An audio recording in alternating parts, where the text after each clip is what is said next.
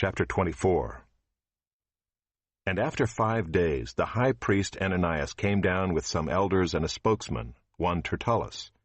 They laid before the governor their case against Paul, and when he had been summoned, Tertullus began to accuse him, saying, "Since through you we enjoy much peace, and since by your foresight, most excellent Felix, reforms are being made for this nation in every way and everywhere, we accept this with all gratitude. But to detain you no further, I beg you in your kindness to hear us briefly. For we have found this man a plague, one who stirs up riots among all the Jews throughout the world, and is a ringleader of the sect of the Nazarenes. He even tried to profane the temple, but we seized him. By examining him yourself, you will be able to find out from him about everything of which we accuse him." The Jews also joined in the charge, affirming that all these things were so. And when the governor had nodded to him to speak, Paul replied, "Knowing that for many years you have been a judge over this nation, I cheerfully make my defense.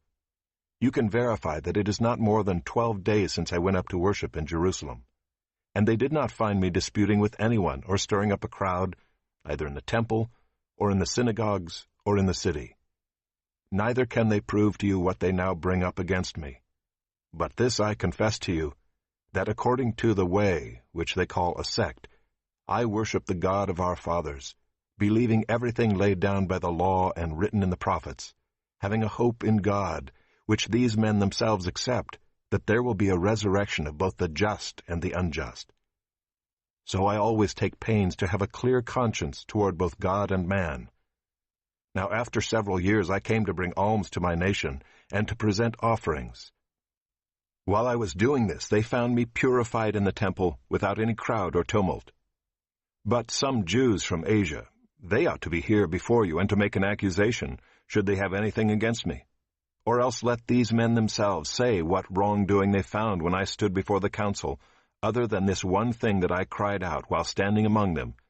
It is with respect to the resurrection of the dead that I am on trial before you this day." But Felix, having a rather accurate knowledge of the way, put them off, saying, "When Lysias the tribune comes down, I will decide your case." Then he gave orders to the centurion that he should be kept in custody, but have some liberty, and that none of his friends should be prevented from attending to his needs. After some days Felix came with his wife Drusilla, who was Jewish, and he sent for Paul and heard him speak about faith in Christ Jesus. And as he reasoned about righteousness and self-control and the coming judgment, Felix was alarmed and said, "Go away for the present. When I get an opportunity, I will summon you." At the same time, he hoped that money would be given him by Paul. So he sent for him often and conversed with him.